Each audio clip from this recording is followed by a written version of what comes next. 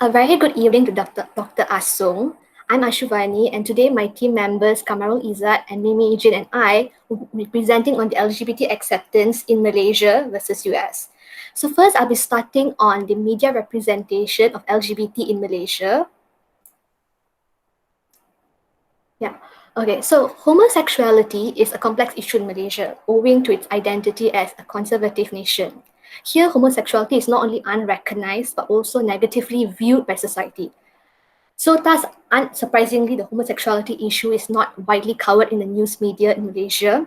However, media in Malaysia started to give a lot of attention on homosexuality issues during the trial of the former Deputy Prime Minister Anwar Ibrahim for the sodomy allegation in September 1998 that became the highlight in most mainstream news media in Malaysia.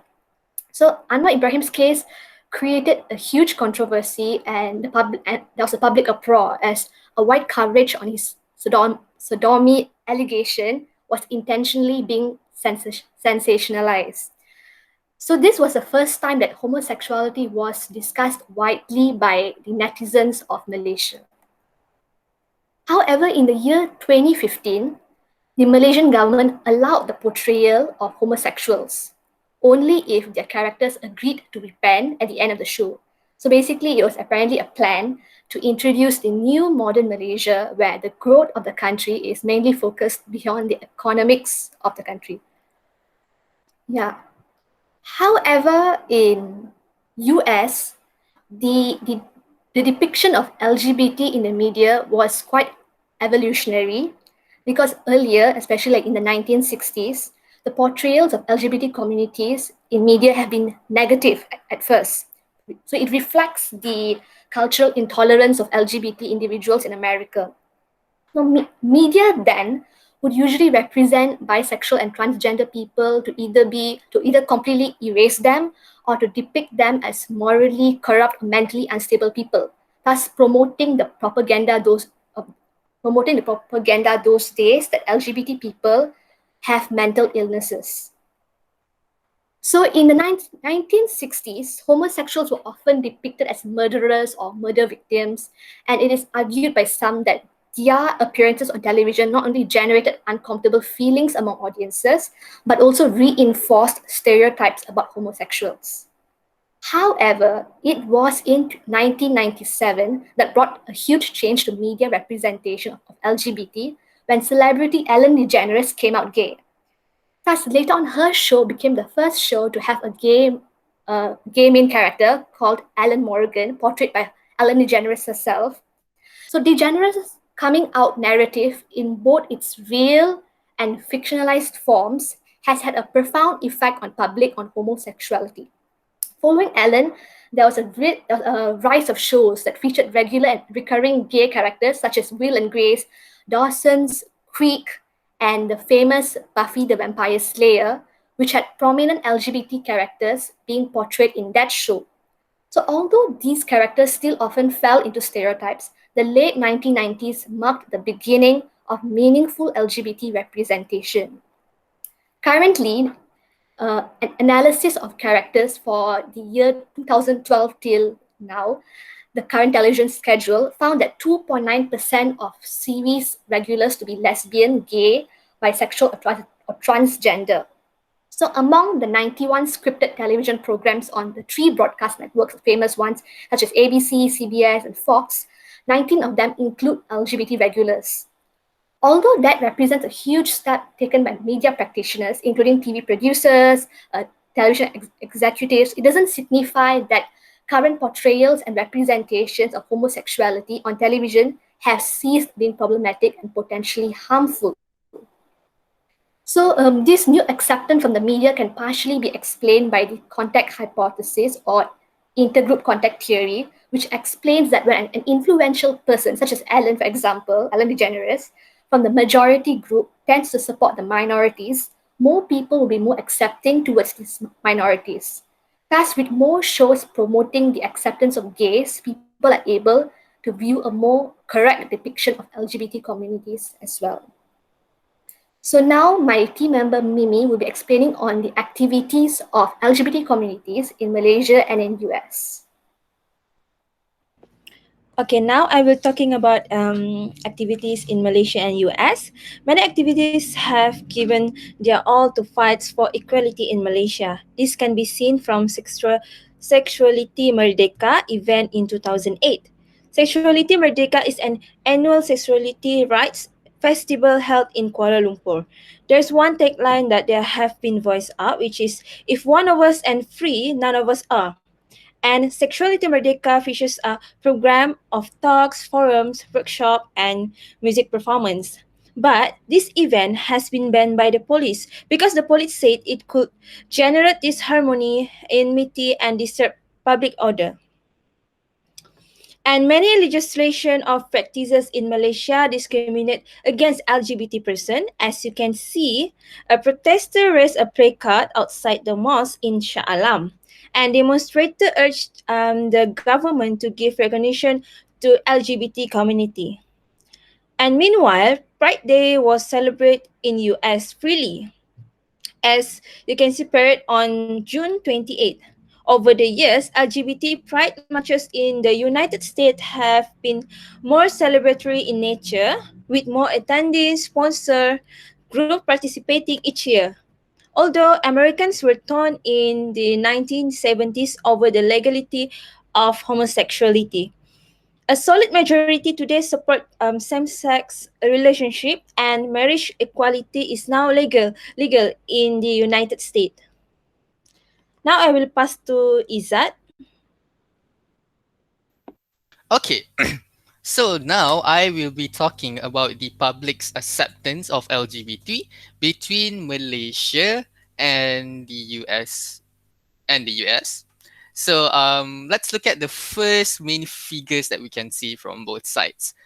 So the first part is about acceptance rate, and in terms of Malaysia, it's about agreement. So meaning to say that there's slight of similar to each other. It's sort of implying what do both countries agree when it comes to their citizens in context of LGBT.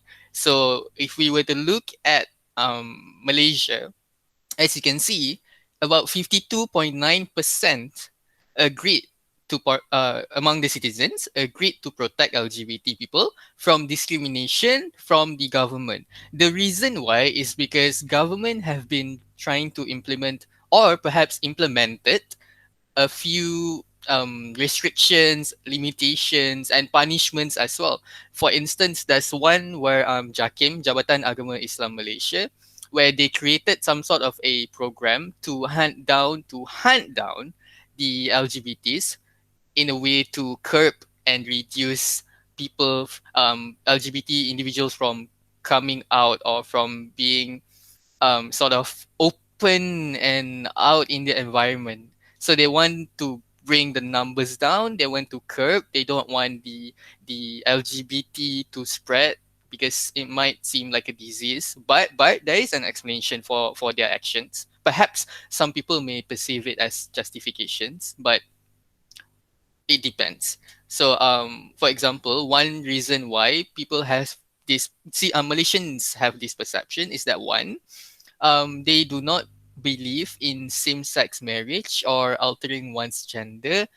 The main reason most of the time is due to religion and cultural perspective, because in Malaysia we are a multi-ethnic country and multi-religious. So we have different ethnicities, we have different religions, but in how do you say, in general, you can see that most religions and cultural practices condone LGBT attitudes and LGBT acts. So this is why, like for instance, changing one's gender would cause a huge dilemma on the Islamic laws in terms of marriage, death, and praise, because depending on the religions, it's really wrong to go against your nature in a way. But we're not gonna go full into that. This is just explaining one of the aspects as to why people more than half of our citizens agree to protect LGBT people from discrimination.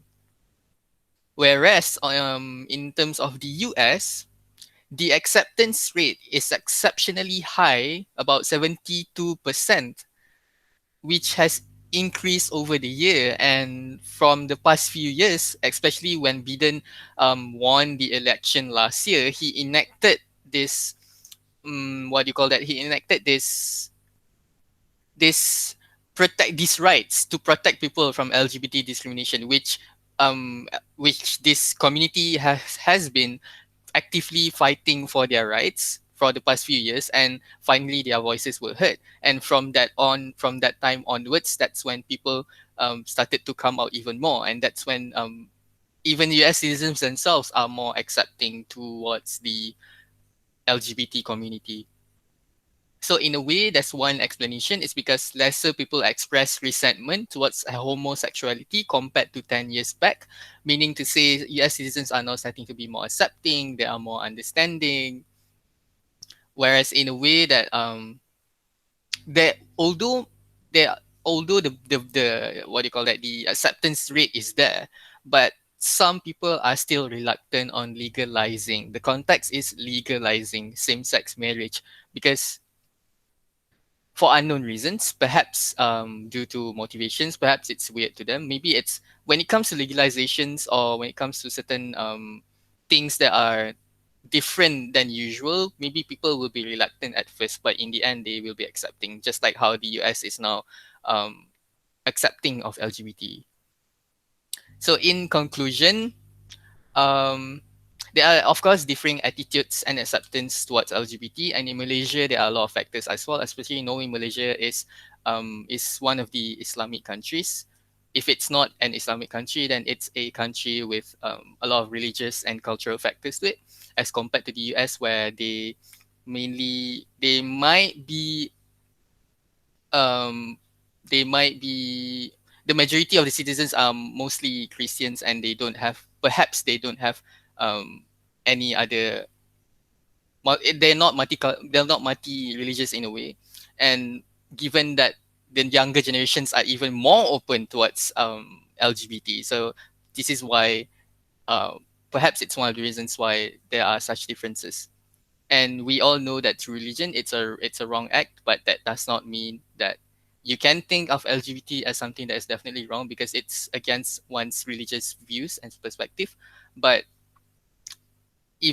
but it's important that, from my own opinion and from the rest of my team members, we think that um, even if it's wrong, it does not necessarily mean that you have to dehumanize them or treat them with discrimination, because in religion or even in cultural practices, really discriminating against someone verbally or harassing someone just for the sake of doing it is also it's also considered wrong. So that's all for our presentation. Thank you very much. I hope this opens up your mind. Have a great day. Thank you.